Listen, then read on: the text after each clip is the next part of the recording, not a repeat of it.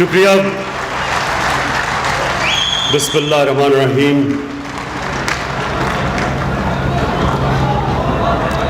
انور کی آپ کا شکریہ. انور ابھی چھوٹے سے ہوتے تھے جب میں نے میاں والی میں پالیٹکس شروع کی، اور زبیر تو خیر بچہ تھا جب میں پہلی دفعہ میاں والی میں آیا. تو میں اور میاں والی کے لوگ، میرے ورکرز، میرے ایم پیز، ایم این اے، امجد نے بڑی مختصر تقریر کی ہے. ابھی وہ شروع ہو رہا تھا تقریر کرنے کے لیے، اس لیے میں نے اسے روکا. ڈاکٹر یاسمین، مجھے سب سے پہلے اور سب سے زیادہ خوشی اس لیے کہ یہ جو مدر اینڈ چائلڈ، یہ جو ہاسپٹل کی آج ہم نے سٹون لائنگ کی ہے، یہ اس لیے ضروری ہے کیونکہ میں جب 23 سال پہلے میاں والی میں پالیٹکس شروع کی، سارے علاقے میں پھرا، تو مجھے احساس ہوا کہ جو سب سے زیادہ مشکل لوگوں کو سب سے زیادہ مشکل ہوتی ہے جب وہ بیمار ہوں اور تکلیف ہو یا ہسپتال میں علاج نہ ہو سکے، اور پھر ڈاکٹر نہ ہو تو یہاں سے مریضوں کو پنڈی اور لاہور لے جانا پڑے. تو مجھے ابھی بھی یاد ہے کہ خاص طور پہ ماں باپ کو تکلیف ہوتی تھی بچوں کے لیے، کوئی ہسپتال نہیں تھا، ڈاکٹرز نہیں تھے. تو یہ جو آج کام شروع کیا ہے، یہ جو ہم نے سٹون لائنگ کی ہے، اس کی انشاءاللہ یہ شروعات ہے. میاں والی کے لوگوں کے لیے جو ہم نے ہسپتال بنا رہے اور آپ کی صحت کا دھیان رکھنا ہے، یہ بھی شروعات ہے.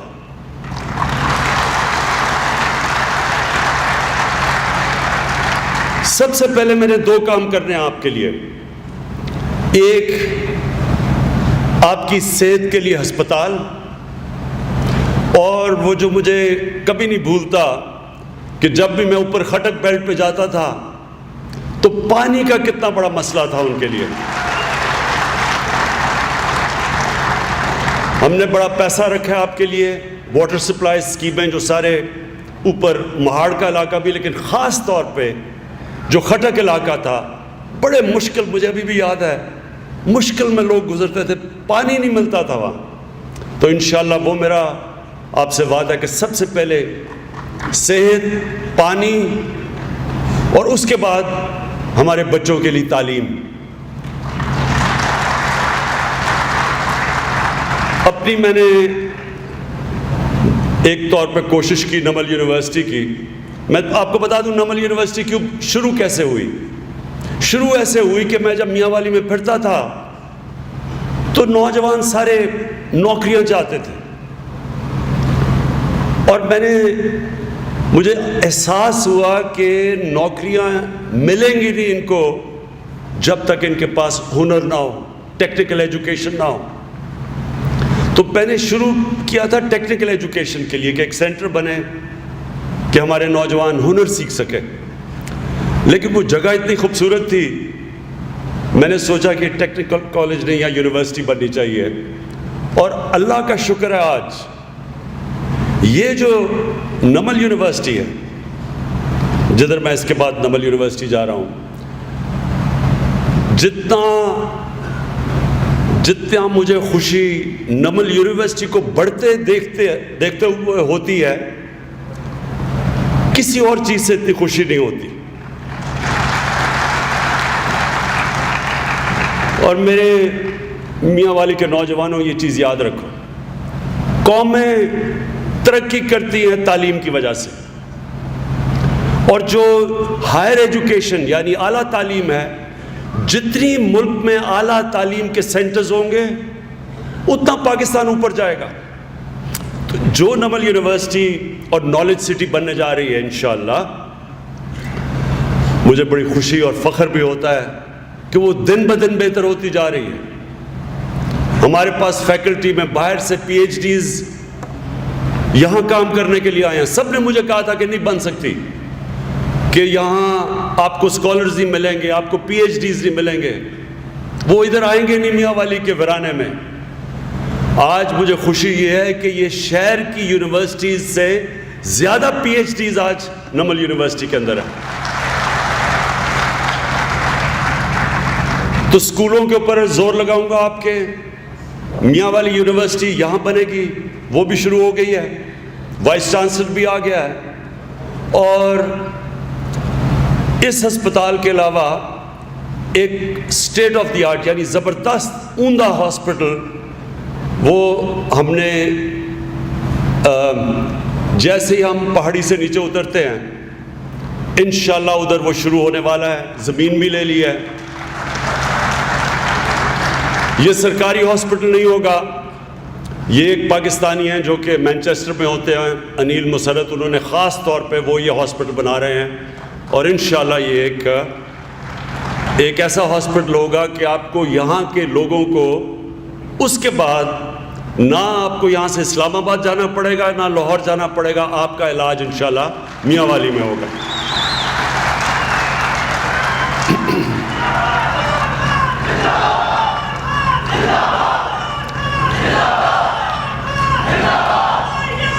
اس کے بعد میاں والی جی سنیں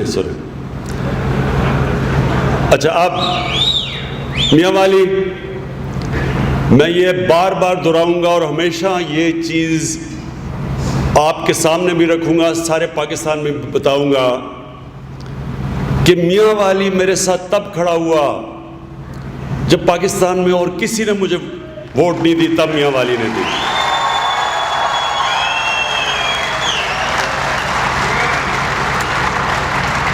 اور میں جب میاں والی میں ایم این اے بنا تو جب میں جدھر پھرتا تھا میاں والی میں سارے علاقے میں پھرتا تھا تو لوگ مجھے درخواستیں دیتے تھے کہ جی یہاں اسکول نہیں ہے، اسکول ہے تو ٹیچر نہیں ہے، میاں والی ہسپتال ہے تو وہ ڈاکٹر نہیں ملتے،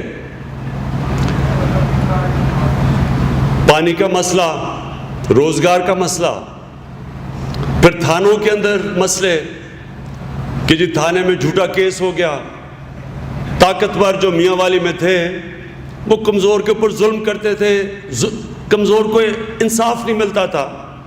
یہ میں نے سارا جب ایم این اے تھا یہ میں نے سارے میاں والی میں ایک ہی چیز سنی، تھانہ، کچہری، پٹواری، اسکول، ہسپتال.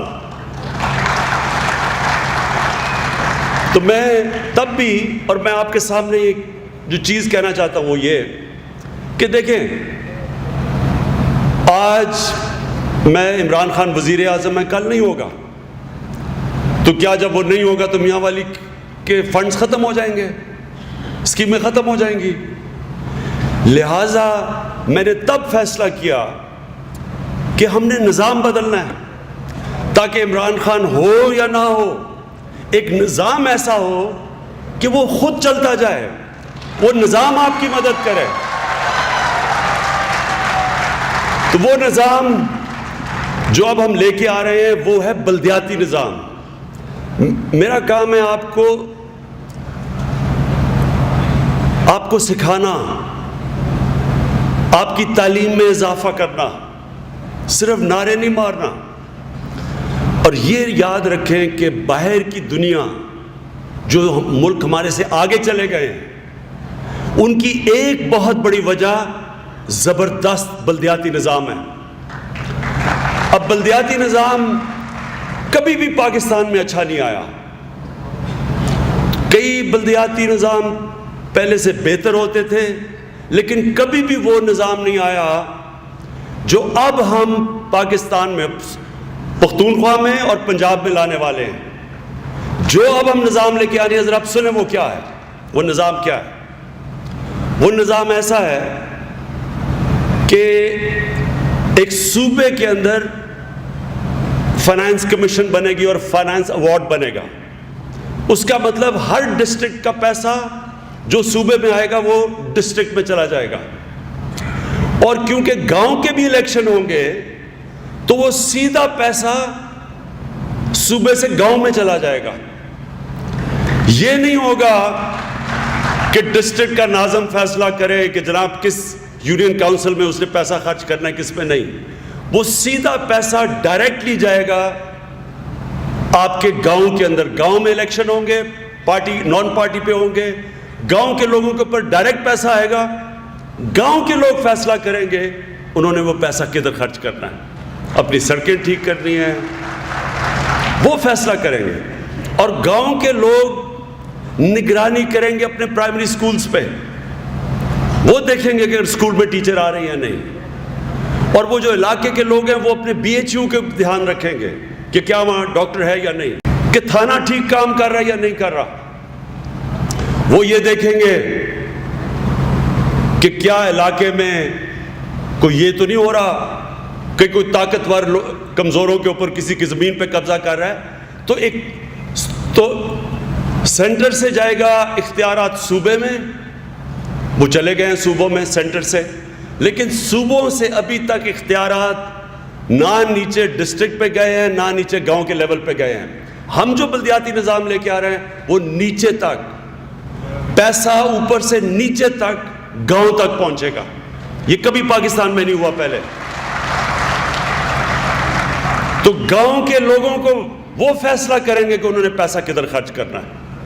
یہ الیکشن ہونے والی ہے انشاءاللہ, ہماری چند مہینوں کے اندر قانون بن چکا ہے. پھر شہروں کا, اب میاں والی شہر ہے, عیسیٰ خیل شہر ہے, پپلا, شہروں کی ڈائریکٹ الیکشن ہوگی. شہر کا ناظم بنے گا, وہ جو ناظم ہوگا وہ اپنی ٹیم بنائے گا. اس ٹیم کے اندر شہر کا سیوریج سسٹم, شہر سے پیسہ کیسے اکٹھا کرنا ہے, وہ سارے اختیارات ادھر چلے جائیں گے جو باقی دنیا کے اندر اس طرح کا نظام چلتا ہے. تو جب تک ہم ایک ایسا نظام نہیں لے کے آئیں گے جس میں لوگوں کے پاس اختیارات چلے جائیں, تب تک یہ ملک ترقی نہیں کرے گا. اب کیا ہوتا رہا ہے, چیف منسٹر آیا لاہور سے, سارا پیسہ لاہور کے اوپر چلا گیا. سارا پنجاب کا جو فنڈ تھا سارے پنجاب کی ڈیولپمنٹ کے لیے وہ لاہور میں چلا گیا.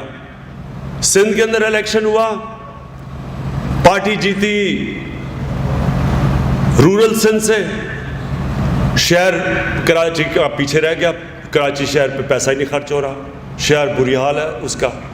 لیکن جو ہمارا نظام ہے, شہر کے اپنے الیکشن ہوں گے, شہر کے الیکشن ہوں گے, شہر کا ایک ناظم آئے گا, وہ اپنی ٹیم لے کے آئے گا جس کا کام ہوگا شہر کے مسئلے حل کرنا, جو کہ ساری دنیا میں ہے. لندن کا میئر ہے, نیو یارک کا میئر ہے, ان کے اپنے ناظم ہیں, ان کے اختیارات ہیں. تو یہ کامیاب جو سسٹم باہر ہیں وہ انشاءاللہ ہم پاکستان میں لے کے آ رہے ہیں.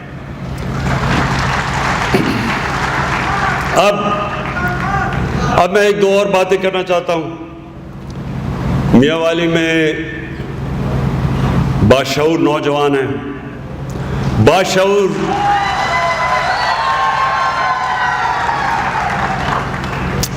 ہوں گے, مجھے تو کہنا ہے کیونکہ آپ نے مجھے پہلی دفعہ الیکٹ کیا تھا, اور تو کسی میں نے پہلے مجھے الیکٹ کیا. تو میرا کام ہے آپ کو اب سمجھانا کہ اب پاکستان کدھر کھڑا ہے. یہ آپ نے سمجھنا ہے آپ نے, کیونکہ ہر قسم کا آپ کو انفارمیشن دیا جا رہا ہے. تباہ ہو گیا پاکستان, برباد ہو گیا, کنٹینر پہ سب چڑھ گئے کہ ملک تباہ ہو گیا. تو آپ نے اب سمجھنا ہے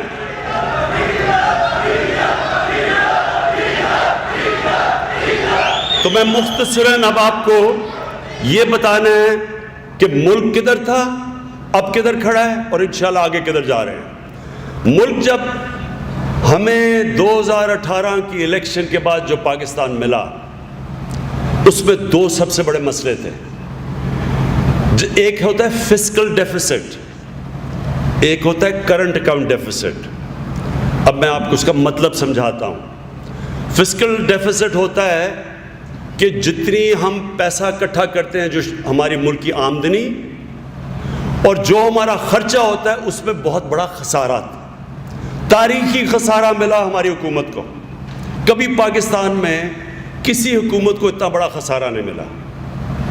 بجلی میں سب سے بڑا خسارہ ملا, 1250 ارب روپے کا سرکولیٹر, گردشی قرضہ جسے کہتے ہیں. یہ جب نون لیگ آئی تھی تو ان کو 450 ارب کا ملا. اور جو گیس تھی, جو کبھی گیس میں خسارہ نہیں ہوا, یہ 154 ارب روپے کا گیس میں خسارہ چھوڑ کے گئے. اور جو دوسرا کرنٹ اکاؤنٹ ڈیفیسٹ جو سب سے خطرناک ہوتا ہے, یہ سمجھنا ہے آپ نے, کیونکہ میں یہ چاہتا ہوں نوجوانوں آپ کو پتا ہو اس ملک سے ہوا کیا, ہم کیا کر رہے ہیں اور آگے کس طرف جا رہے ہیں. کرنٹ اکاؤنٹ ڈیفیسٹ کا مطلب ہوتا ہے جتنے ڈالر ملک میں آ رہے ہیں اور ملک سے کتنے ڈالر باہر جا رہے ہیں. اس میں تاریخی خسارہ تھا, 19.5 ارب ڈالر کا خسارہ تھا. یعنی کہ اس ملک سے ڈالر زیادہ باہر جا رہے تھے, ملک میں ڈالر کم آ رہے تھے. ہم جتنی ایکسپورٹ کر رہے تھے وہ کم تھی, جو امپورٹ کر رہے تھے وہ اس سے 3 گنا زیادہ تھی. اس سے کیا ہوتا ہے, جب آپ کا ڈالروں میں خسارہ بڑھ جاتا ہے تو اس سے کیا ہوتا ہے, اس کا مطلب کہ ہمارا جو روپیہ ہے وہ گرنا شروع ہو جاتا ہے, کیونکہ ڈالر کی کمی ہونی شروع ہو جاتی ہے. جب ڈالر کم ہوتا ہے اس کی قیمت اوپر چلی جاتی ہے, اس کا مطلب آپ کا روپیہ گر جاتا ہے. اور روپیہ جب تاریخی خسارہ ہوا تو روپیہ گرنا تھا, کیونکہ روپے کو اوپر رکھنے کے لیے جو ہمارے ڈالر ریزرو میں تھے وہ ہم خرچ مارکیٹ میں پھینک کے روپے کو اوپر رکھ رہے تھے, جو پچھلی حکومتیں تھیں. اب جب ہماری باری آئے تو وہ ریزرو ہی ختم ہو گئے, ہمارے پاس ریزرو ہی نہیں تھے روپے کو بچانے کے لیے. تو یہ اللہ کا بڑا کرم ہے آج کہ ہمارا روپیہ صرف 35% گرا. یہ ہو سکتا ہے اگر آج 155 کا ڈالر ہے, یہ 300 پہ بھی جا سکتا تھا, 250 پہ جا سکتا تھا, کیونکہ ہمارے پاس تو ڈالر ہی نہیں تھے اس کو روکنے کے لیے. تو 35% جب ہمارا روپیہ گرا, اس کا کیا مطلب ہوا, جو ہم تیل باہر سے امپورٹ کرتے تھے, جو ہم باہر سے مثلا ہم گھی باہر سے امپورٹ کرتے ہیں ملیشیا سے, جو بھی چیزیں ہم باہر سے امپورٹ کرتے تھے وہ مہنگی ہو گئی. تو جب تیل مہنگا ہوا, 40% بجلی تیل سے بنتی ہے وہ مہنگی ہو گئی, جو اب LNG گیس لے کے آتے ہیں وہ مہنگی ہو گئی, اس کی وجہ سے ٹرانسپورٹ مہنگی ہو گئی. تو مہنگائی آ گئی. مہنگائی اس لیے نہیں آئی کہ ہم نے کچھ مہنگائی لے کے آئے, مہنگائی اس لیے آئی کہ انہوں نے اتنا بڑا خسارہ چھوڑ کے گئے کہ روپیہ گر گیا, اور جب روپیہ گرا تو ساری چیزیں مہنگی ہو گئی. یہ ہے مہنگائی کی داستان. اور اب کیا ہوا ہے, یہ اب آپ کو, جو مجھے بڑا فخر ہے اپنی معاشی ٹیم کے اوپر, کہ پچھلے 4 مہینے میں پہلی دفعہ 4 سالوں کے اندر ہمارا جو کرنٹ اکاؤنٹ ڈیفیسٹ ہے, یعنی کہ جو ہمارا خسارہ تھا, اس ملک سے ڈالر زیادہ باہر جا رہے تھے اندر کم آ رہے تھے, یہ 4 سال میں پہلی دفعہ ڈالر اب ملک میں زیادہ آ رہے ہیں اور ملک سے باہر کم جا رہا ہے. یعنی کہ خسارہ ختم ہو گیا. یہ پہلی دفعہ ہوا ہے 4 سال میں. اور اس کی وجہ سے روپیہ 4 روپے بڑھ گئے پچھلے چند مہینوں میں, بجائے گرنے کے اوپر چلا گیا. اور ہم کوئی پیسہ نہیں, ڈالر نہیں خرچ کر رہے اسے اوپر لانے کے لیے, کیونکہ ہم نے اپنا بجٹ بیلنس کر دیا ہے. اور پہلی دفعہ اگر ہمیں جو دوسرا جو ہم ٹیکس اکٹھا کرتے ہیں اور جو ملک میں خرچہ ہے, یہ بھی پہلی دفعہ ہوا ہے بڑی سالوں کے بعد کہ آج وہ بھی ہم نے خسارہ کم کر دیا ہے. اور اگر ہمیں نہ دینا پڑے, جو سود انہوں نے لیے ہوئے تھے قرضے, اس کے اوپر سود نہ دینا پڑے, کیونکہ ہمیں سود دینا پڑ رہا ہے جو قرضے انہوں نے لیے تھے, تو آج ہم سرپلس میں چلے گئے ہیں. جو پرائمری, اسے کہتے ہیں پرائمری سرپلس. یہ میں آپ کو ساروں کو ایجوکیٹ کر رہا ہوں, سمجھا رہا ہوں معاشیت اور اس کی وجہ سے بزنس میں کانفیڈنس آ گیا ہے, اسٹاک مارکیٹ اوپر چلے گئی ہے, باہر سے سرمایہ کاری شروع ہو گئی ہے. ان شارٹ پاکستان صحیح راستے پہ لگ گیا ہے, ہمارا راستہ ٹھیک ہو گیا ہے. اور اس لیے وہ جو کنٹینر پہ وہ جو بے روزگار سیاستدان آئے تھے, جو وہ اس لیے نہیں آئے تھے, وہ اس لیے نہیں آئے تھے کہ انہوں نے کہا پاکستان کی معیشت کی حال برے ہیں. ان کو یہ فکر نہیں تھی, ان کو فکر یہ تھی کہ پاکستان کی معیشت ٹھیک ہونے جا رہی ہے, کہ ان کی سیاسی دکانیں بند ہونے لگی ہیں. اور دوسری چیز, ان کو خطرہ یہ ہے, ان کو خطرہ یہ ہے کہ مجھے تو پتہ ہے وہ جو کنٹینر پہ کھڑے تھے, کیونکہ میرے پاس تو ساری اب آ گئی ہیں, FIA سے مجھے ساری انفارمیشن آ جاتی ہے. ان سب کو پتہ ہے کہ جو انہوں نے اس ملک کے ساتھ کیا ہے, آگے انہوں نے کہیں نہ کہیں جا کے پھنس جانا ہے. ہم نے ان کا پیسہ نکالنا ہے واپس. اور اس لیے یہ سب اکٹھے تھے. دیکھیں نوجوانوں, ایک چیز یاد رکھو, تبدیلی کیوں نہیں آتی, کیوں اور حکومتیں تبدیلی نہیں لے کے آتی؟ کیونکہ جب ایک سسٹم کرپٹ ہو جاتا ہے, وہاں مافیا بیٹھ جاتے ہیں. ہر ادارے میں مافیا بیٹھ جاتے ہیں, ہر ادارے میں وہ مافیا بیٹھ جاتے ہیں جو پیسے بنانے شروع کر دیتا ہے. جب آپ تبدیلی لے کے آتے ہیں تو یہ مافیا آپ کے سامنے کھڑے ہو جاتے ہیں, اور جب یہ کھڑے ہوتے ہیں تو آج تک جو حکمران آتا ہے وہ کہتا ہے اچھا جی میں اپنی کرسی بچاؤں, میں کیوں ان کا مقابلہ کروں, ان سے مکا کر لیتا ہے. اس لیے تبدیلی نہیں آتی. جنرل مشرف نے جب احتساب شروع کیا تو ہم سارے جنرل مشرف کے ساتھ تھے, لیکن اس کو پھر بتایا گیا کہ جنرل صاحب یہ آپ کیا کر رہے ہیں, یہ تو آپ کی کرسی خطرے میں آ جائے گی, سب اکٹھے ہو جائیں گے. تو جنرل مشرف نے احتساب ختم کیا اور شریف خاندان کو NRO دے کے باہر بھیج دیا.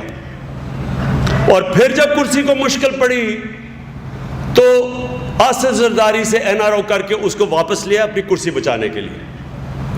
اب فرق میں آپ کو بتاتا ہوں کیا ہے. عمران خان اپنی کرسی بچانے کے لیے نہیں آیا, عمران خان اس ملک میں تبدیلی لانے کے لیے آیا. اور تبدیلی تب آئے گی جب ان مافیا کو شکست دیں گے. نوجوانوں یہ یاد رکھنا کہ اگر یہ مافیا رہ گئے اس ملک کا کوئی مستقبل نہیں ہے. یہ وہ لوگ ہیں جن کے پیسے اور دولت باہر پڑی ہوئی ہے. اس ملک سے پیسہ چوری, روپیہ ایک وجہ سے تو یہ گرتا ہے اس لیے ہے کہ ہم ایکسپورٹ کم کرتے ہیں, امپورٹ زیادہ کرتے ہیں. لیکن دوسری وجہ سے کیوں روپیہ گرتا ہے؟ منی لانڈرنگ سے. جب یہاں سے پیسہ چرا کے ہنڈی اور حوالے سے ڈالر لے کے پیسہ باہر بھیج دیتے ہیں. یہ سب ان کے پاس پیسہ کدھر سے آیا؟ یہ شریف خاندان کے سارے جو بچے ہیں, 8 ارب روپے کے گھر میں رہتا ہے حسن شریف, کدھر سے پیسہ آیا؟ جو مریم کے نام پہ میفر کے فلیٹ ہیں وہ اربوں روپے کے ہیں, کدھر سے پیسہ آیا؟ وہ حسین شریف, وہ اربوں کی پراپرٹیز ہیں ان کی, کدھر سے آیا پیسہ؟ وہ اسحاق ڈار جس کے والد سائیکلوں کی دکان تھی, وہ آج اربوں پتی, اس کے بیٹے اربوں پتی ہے. کیوں بھاگے ہوئے ہیں؟ کیوں ملک سے باہر بھاگے ہوئے ہیں؟ کیوں نہیں آ کے جواب دیتے؟ میرے سے انہوں نے جب انتقامی کارروائی کر کے پوچھا کہ جی آپ کا یہ جو آپ کا بنی گال کا گھر کدھر سے آیا, اور پھر آپ کا لندن میں فلیٹ تھا وہ آپ نے کدھر سے لیا؟ 10 مہینے میں نے عدالت میں 60 دستاویزات 60 ان کے سامنے میں نے دیے, جس میں میں نے بتایا کب کس پیسے سے وہ لندن کا فلیٹ 40 سال پہلے کس پیسے سے خریدا, کتنے کا خریدا, اس کی میں نے ڈاکیومنٹس دکھائیں, وہ بیچا کتنے کا, منی ٹریل بتائی کہ وہ پیسہ پاکستان کیسے آیا. انہوں نے ابھی تک ایک جو بھی یہ دستاویز سامنے رکھتے ہیں وہ جعلی نکلتی ہے، کیونکہ انہوں نے چوری کر کے پیسہ باہر لے کے گئے ہیں۔ تو یہ یاد رکھیں میرے پاکستانیوں، میں اور اپنے نوجوانوں کو خاص طور پہ آج کہنا چاہتا ہوں، یہ جو مافیا ہے، یہ جو سارا اکٹھا ہے مافیا، یہ جو سارے، وہ فضل الرحمان کہتا ہے کہ کیوں وہ لوگ بیچارے، وہ ہمارے بچے ہیں، مدرسوں کے بچے، یہ ہمارے بچے ہیں اور یہ ہماری ذمہ داری ہے، اور انشاءاللہ یہ پہلی حکومت ہے جو مدرسوں کے بچوں کو اپنا بنا رہی ہے۔ ان کی انشاءاللہ مدد کریں گے، ان کی تعلیم کا نظام بہتر کریں گے۔ ان کو جو اپنے آپ کو ایک عالم کے مولانا کہتا ہے، جھوٹ بول کے بلوایا گیا اسلام آباد کہ جی عمران خان اسرائیل کا جھنڈا گاڑنے لگا ہے۔ میں فضل الرحمان سے پوچھتا ہوں، تمہارے ہوتے ہوئے یہودیوں کو سازش کرنے کی ضرورت کیا پڑی ہے؟ آپ ہی کافی ہیں اس ملک کے لیے سازش کرنے کے لیے۔ پھر کہتا جی ختم نبوت، کہتا کہ جی یہ کوئی قادیانی ہے، پھر کہتا کہ پھر کچھ اور اس نے کہا کہ یہ ناموس رسالت، اس کے اوپر انہوں نے اکٹھا کر دیا، جھوٹ بول کے لوگوں کو لے کے آیا۔ ادھر سے جو باقی بے روزگار تھے، پانی آتا ہے وہ بھی آ گیا، دوسرا شہباز شریف جو جھوٹا مینڈیلا وہ بھی پہنچ گیا، اور انہوں نے وہاں کھڑے ہو کے وہ ایسی تقریریں کی، دل سے تقریریں نکل رہی تھیں، لیکن اس کا صرف ایک مفہوم تھا کہ کسی طرح جس طرح ہم مکا کر کے سارے مل کے ملک کو لوٹتے تھے، پھر وہ وقت آ جائے عمران خان تم اپنی کرسی آرام سے سنبھالو، 5 سال حکومت کرو، بس یہ ہمارے اوپر سے کسی طرح یہ جو کیسز ہمارے اوپر، اور کیسز ان کے زمانے کے بنے ہوئے ہیں، یہ بھی سن لو، یہ کیسز ہم نے نہیں بنائے، یہ کیسز بھی ان کے زمانے میں ہیں، کسی طرح ہم بچ جائیں۔ میں جب تک میرے میں اللہ نے زندگی دی ہے، کبھی میں اتنی بڑی غداری کروں گا کہ اگر میں ان کو کسی صورت چھوٹ دے دوں، ان سے ڈیل کر دوں، اس سے بڑی اس ملک سے کبھی غداری نہیں ہوگی، کوئی بھی غداری نہیں کرے گا۔ اور اس لیے نوجوانوں، آپ نے میری ٹیم بننا ہے، آپ نے میری ٹیم بننا ہے، اور میں آپ کو ان ڈاکوؤں کا مقابلہ کر کے دکھاؤں گا۔ آخر میں سنو ذرا، اچھا جی بس